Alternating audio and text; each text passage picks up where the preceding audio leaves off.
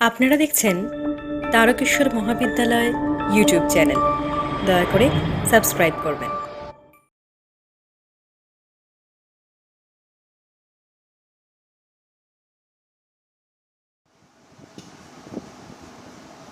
আজকে আমরা আলোচনা করব নকদান বই অর্থাৎ ক্যাশ প্রতিষ্ঠানের নগদ লেনদেনগুলি যে বইয়েতে লিপিবদ্ধকরণ করা হয় সেই বইটিকে আমরা ক্যাশ বুক বা নকদান বই বলি।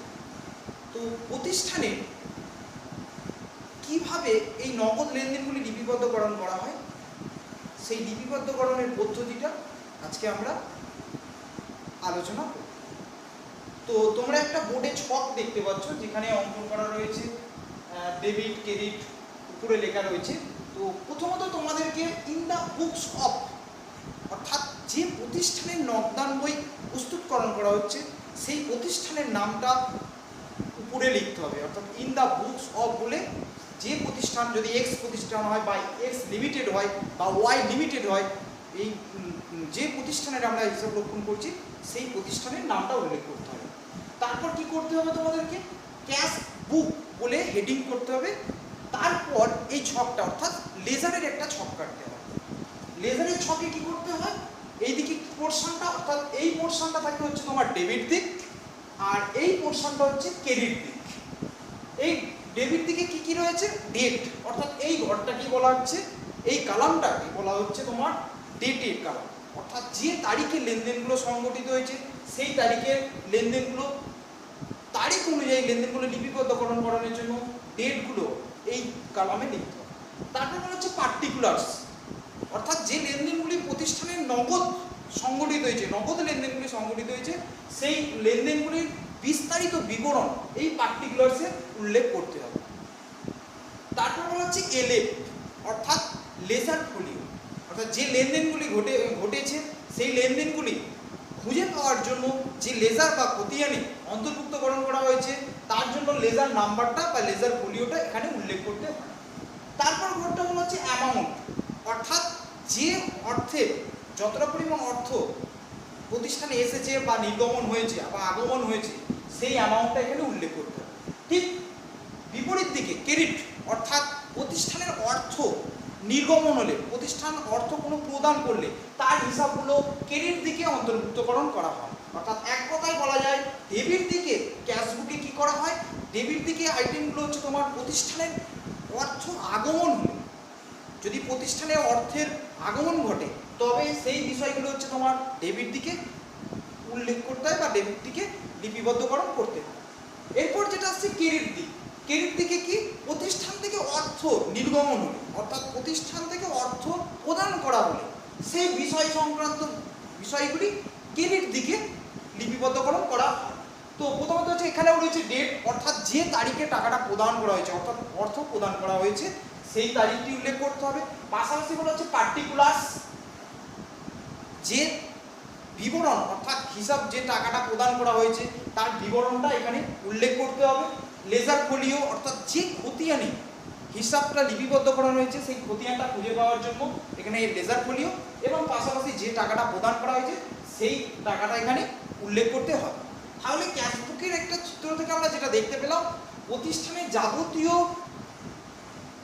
আগমন অর্থাৎ নগদ অর্থের আগমন যেগুলো ঘটেছে সেগুলো এই ডেবিট সাইডে এবং যথাযথ বিবরণ, প্রথমত তারিখ অনুযায়ী লিপিবদ্ধকরণ, তারিখ এবং লিপিবদ্ধকরণ এবং যে অঙ্কের টাকা বা যে মূল্য আছে সেই মূল্যটা এখানে লিখতে হবে। ঠিক পাশাপাশি অনুরূপভাবে ক্রেডিট দিকে কী করতে হবে তোমাদেরকে, যে যে তারিখের লেনদেনগুলো সংগঠিত হয়েছে কোন লেনদেনগুলো যেগুলো প্রতিষ্ঠানের অর্থ নির্গমন হয়েছে অর্থাৎ আউটফ্লো, প্রতিষ্ঠান থেকে অর্থ প্রদান করা হয়েছে সেই অর্থগুলো এই দিকে লিপিবদ্ধকরণ করতে হবে।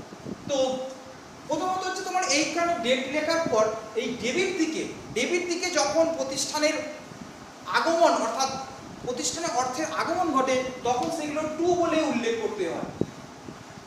ঠিক প্রতিষ্ঠানের অর্থ নির্গমনের ক্ষেত্রে কি করতে হয়, যে দাখিলাগুলো রয়েছে অর্থাৎ যে লেনদেনগুলি সংগঠিত হয়েছে সেই লেনদেনগুলো ক্রেডিট দিকে বাই বলে দাখিলা করতে হয়। অর্থাৎ যে প্রতিষ্ঠানে অর্থ নির্গমন হলে টু বলে দাখিলা করতে হবে, পাশাপাশি হচ্ছে প্রতিষ্ঠানের অর্থ নির্গমন হলে সেগুলো বাই বলে উল্লেখ করতে হবে। তো প্রথমত তোমাদের ক্যাশবুক উপরে লিখতে হয়, তো তারপর হচ্ছে এই লেজার খতিয়ান অর্থাৎ খতিয়ানটা ছক প্রস্তুত করার পর প্রতিষ্ঠানের আগমন সংক্রান্ত অর্থাৎ প্রতিষ্ঠানে যে নগদ অর্থ এসেছে সেই অর্থগুলো লিপিবদ্ধকরণ করা হয়। অনুরূপভাবে বিপরীত দিকে যেটা ক্রেডিট দিকে দাখিলা করার প্রয়োজন হয়, যে প্রতিষ্ঠান থেকে যে অর্থগুলো নির্গমন হয়েছে অর্থাৎ প্রতিষ্ঠান থেকে অর্থ যেটা বেরিয়ে গেছে সেই অর্থগুলো এখানে লিপিবদ্ধকরণ করা হয়। এবার আমরা জানি যে ক্যাশবুক করা হয় নগদ লেনদেন। নগদ লেনদেন যে পরিমাণ অর্থাৎ হাতে যে পরিমাণ প্রতিষ্ঠানের টাকা থাকে সেই পরিমাণই অর্থ খরচ করতে পারে, তার বেশি কখনো হতে পারে না। তাহলে যখন প্রতিষ্ঠানের কোনো একটা মাসে যদি 1 এপ্রিল 2020 সাল হয়, তাহলে তাদের হাতে একটা নিশ্চয়ই একটা অর্থ থাকবে। সেই অর্থটা কি লিখতে হয়? টু ব্যালেন্স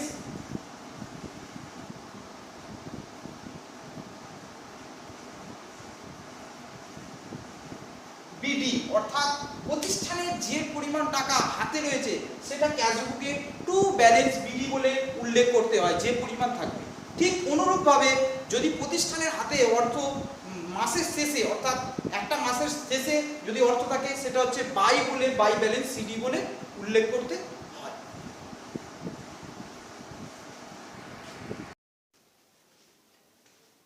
এরপর আসছি আমরা একটা যথাযথ উদাহরণের মাধ্যমে, যাতে আমরা পোস্টিংগুলো কিভাবে করা হয় অর্থাৎ প্রতিষ্ঠানের নগদান যে সমস্ত নগদের লেনদেনগুলি সংগঠিত হয় সেই লেনদেনগুলি কিভাবে ক্যাশবুকে লিপিবদ্ধকরণ করা হয় তার জন্য আমরা একটা উদাহরণ নিচ্ছি।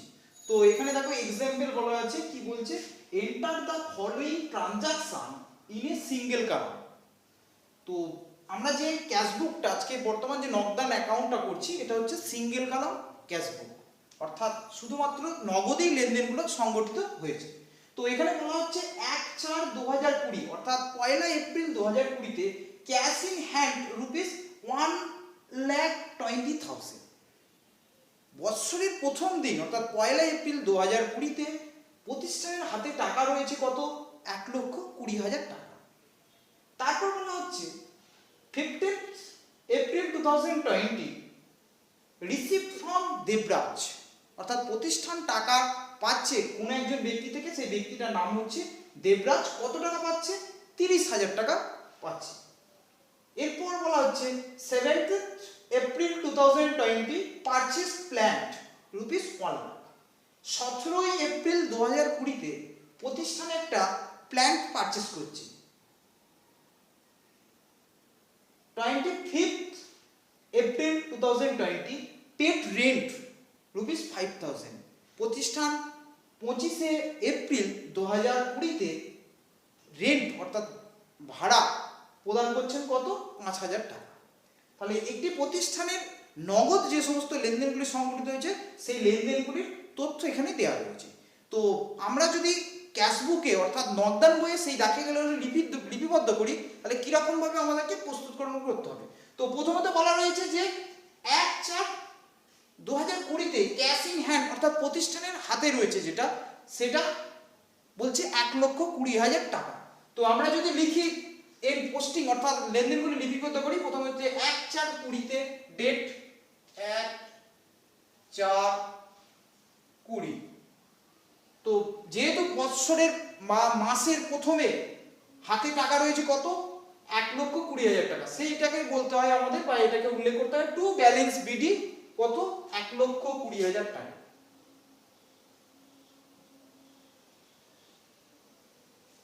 অর্থাৎ প্রতিষ্ঠানের হাতে নগদ অর্থ রয়েছে মাসের প্রথম দিনে 1 এপ্রিল 2020-তে 1,20,000 টাকা। এটা প্রতিষ্ঠানের কাছে অর্থটা রয়েছে। এরপর বলা হচ্ছে received 15 April received from Debraj. 15 April 2020-তে প্রতিষ্ঠানের টাকা পাচ্ছে কার কাছ থেকে? দেবরাজ। অর্থাৎ আমরা অ্যাকাউন্টিং সিস্টেমে কটা অ্যাকাউন্টস জানি, অর্থাৎ গোল্ডেন রুল অনুযায়ী প্রথমত তো 2 ভাগে ভাগ করা হয়, একটা হচ্ছে পার্সোনাল আর একটা হচ্ছে ইমপার্সোনাল। ইমপার্সোনালকে আবার 3টে ভাগে ভাগ করা হয়, একটা হচ্ছে নমিনাল, একটা হচ্ছে রিয়েল আর একটা হচ্ছে ভ্যালুয়েশন। তো আমরা জানি গোল্ডেন রুল অনুযায়ী 3টে নিয়ম শিখতে হয়। কি কি? 2 তরফা দাখিল অনুযায়ী গোল্ডেন রুল 3টে বিষয় শিখতে হয়। পার্সোনাল অ্যাকাউন্ট মানে যে পায় ডেবিট, যে দেয় ক্রেডিট। রিয়েল অ্যাকাউন্ট কি? যাহা আসে ডেবিট, যাহা যায় ক্রেডিট। রিয়েল অ্যাকাউন্টের উদাহরণ প্ল্যান্ট হতে পারে, ক্যাশ হতে পারে। ঠিক পার্সোনাল অ্যাকাউন্টের উদাহরণ তোমার এক্স হতে পারে, ওয়াই হতে পারে। আর নমিনাল অ্যাকাউন্টের কি অ্যাকাউন্ট? নমিনাল অ্যাকাউন্টে বলা হয় সমস্ত খরচ ব্যয় ডেবিট, সমস্ত আয় লাভ ক্রেডিট। নমিনাল অ্যাকাউন্টের উদাহরণস্বরূপ স্যালারি হতে পারে, ওয়েজেস হতে পারে। তো এখানে দেখো 15th April 2020 received from Debraj ₹30,000।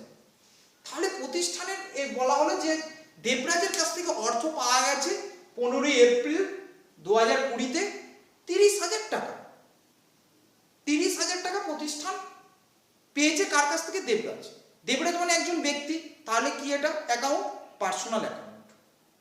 Debraj তাহলে পার্সোনাল অ্যাকাউন্ট। পার্সোনাল অ্যাকাউন্টের রুল কি?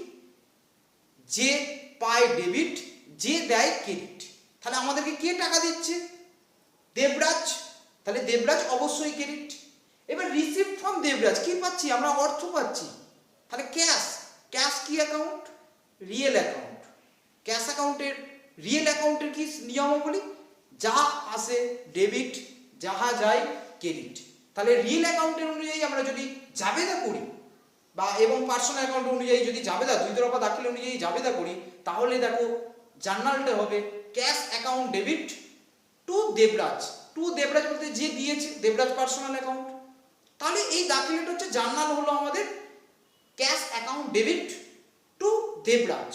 তাহলে এই অর্থটা কার কাছ থেকে পাচ্ছি? দেবরাজের কাছ থেকে। তাহলে আমাদের কি account? Cash account to Debraj. কার কাছ থেকে পাচ্ছি? দেবরাজ। তাহলে আমরা ডেটের উপর কিভাবে পোস্টিং লিপিবদ্ধকরণ করতে হবে? তো 15th এপ্রিল 2020 কার কাছ থেকে আমরা করতে পারছি? দেবরাজের কাছ থেকে। টু দেবরাজ।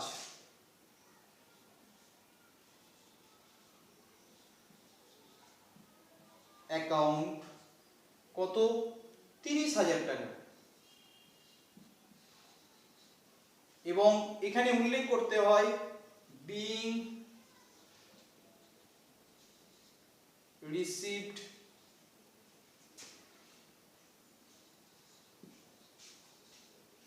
from দেবরাজ। অর্থাৎ প্রত্যেকটা লেনদেন যা লিপিবদ্ধকরণ করা হয় তার ন্যারেশনটা এখানে উল্লেখ করতে হয়। এরপর যেটা বলা হচ্ছে 15th April 2020 purchase plan ₹1 lakh. অর্থাৎ প্রতিষ্ঠান একটা প্ল্যান বলতে আমরা যেটাকে বুঝি সম্পত্তি। সম্পত্তি পারচেজ করেছে কতই? 17 এপ্রিল 2020-তে। কত টাকা? 1 লক্ষ টাকা। তাহলে এর ফলে কি হয়েছে? প্রতিষ্ঠানের অর্থ নির্গমন ঘটেছে। আগের যে এন্ট্রিটা ছিল যেখানে বলা হয়েছিল রিসিভ ফ্রম, অর্থাৎ প্রতিষ্ঠানের অর্থের আগমন হয়েছে। আর এক্ষেত্রে কি হচ্ছে? পারচেজ প্ল্যান, প্রতিষ্ঠানে একটা সম্পত্তি এসেছে কিন্তু নগদ অর্থ প্রতিষ্ঠান থেকে প্রদান করা হয়েছে, অর্থাৎ প্রতিষ্ঠানের অর্থের নির্গমন হয়েছে। তাহলে 1 এপ্রিল 2020-তে 1 লক্ষ টাকার একটা প্ল্যান কেনা হয়েছে। প্ল্যান বলতে কি বোঝায়? সম্পত্তি। সম্পত্তির আমরা কি জানি? গোল্ডেন রুল, অর্থাৎ নিয়ম অনুযায়ী যেটা দুতরফা দাখিলার নিয়ম রয়েছে, তোমার যাহা আসে ডেবিট, যাহা যায় ক্রেডিট। রিয়েল অ্যাকাউন্ট, তো রিয়েল অ্যাকাউন্টের যে নিয়ম রয়েছে তোমার যাহা আসে ডেবিট, আমাদের প্ল্যান কি? তোমার রিয়েল অ্যাকাউন্ট। তো রিয়েল অ্যাকাউন্টে যেহেতু প্ল্যান্ট আসছে, প্ল্যান্ট ডেবিট। ঠিক ক্যাশ অ্যাকাউন্ট আমাদের কি যাচ্ছে? ক্যাশ, অর্থাৎ প্রতিষ্ঠান থেকে ক্যাশ চলে যাচ্ছে। ক্যাশ অ্যাকাউন্ট হচ্ছে তাহলে ক্রেডিট, কারণ রিয়েল অ্যাকাউন্ট যেহেতু ক্যাশ অ্যাকাউন্ট এবং রিয়েল অ্যাকাউন্ট হচ্ছে plant account.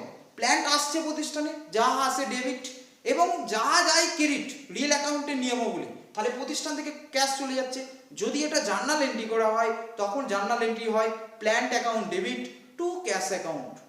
Plant account debit two cash account. তাহলে প্রতিষ্ঠান থেকে নির্গমন হলে আমরা কোন দিকে উল্লেখ করি? এই দিকে। তো জার্নাল হচ্ছে plant account debit two cash. তাহলে টু ক্যাশ যেহেতু করা হচ্ছে, এটা বাইরের দিকে দাখিলা, অর্থাৎ প্রতিষ্ঠান থেকে অর্থ নির্গমন করছে। কত তারিখ? 17/4/20 বাই প্ল্যান্ট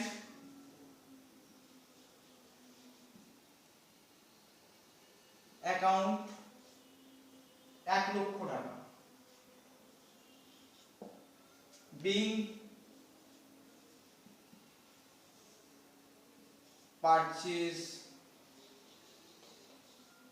অফ প্ল্যান্ট, অর্থাৎ পারচেজ করা হয়েছে প্ল্যান্ট 1 লক্ষ টাকা।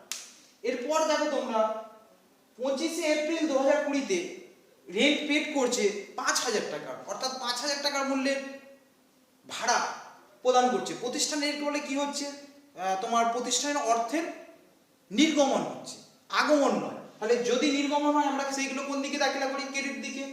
তাহলে 25 তারিখ 4/20 বাই রেন্ট কত, 5,000 টাকা। এখানে ন্যারেশন বিং রেন্ট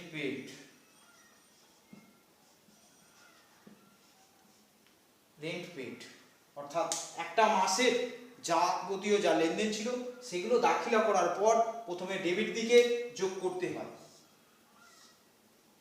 আচ্ছা, ডেবিট দিকে যোগ করার কারণ আমাদের কাছে যে পরিমাণ অর্থ রয়েছে তার বেশি পরিমাণ আমরা খরচ করতে পারি না।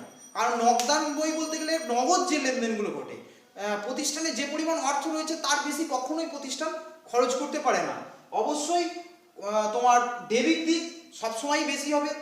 বেশিরভাগ ক্ষেত্রে যদি বেশি না হয় কখনোই এদিকে ব্যালেন্স আসবে না, এই দিকে ব্যালেন্স আসবে। কারণ যে পরিমাণ অর্থ রয়েছে তার থেকে আমরা বেশি খরচ করতে পারি না।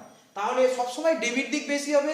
না হলে অনেক ক্ষেত্রে দেখা যাবে ডেবিট দিক এবং ক্রেডিট দিক উভয় দিকই হচ্ছে সমান, ইকুয়াল হতে পারে, কিন্তু কখনোই ডেবিট দিকে ব্যালেন্স আসতে পারে না। তাহলে আমরা ডেবিট দিকে যোগ করি 1,20,000 প্লাস 30 1,50,000। ঠিক অনুরূপভাবে ক্রেডিট দিক 1,50,000 যে তারিখে অর্থাৎ মাসের শেষে যে ব্যালেন্সটা পড়ে থাকবে, অর্থাৎ প্রতিষ্ঠানের হাতে যে পরিমাণ টাকা থাকবে সেটা ব্যালেন্স সিডি বলে উল্লেখ করতে হয়। 31/30/4/20 বাই ব্যালেন্স সিডি, অর্থাৎ প্রতিষ্ঠানের খরচ হয়েছে 1 লক্ষ এবং 5,000। 1,05,000 এখান থেকে যদি আমরা বিয়োগ করি পাচ্ছি হচ্ছে তোমার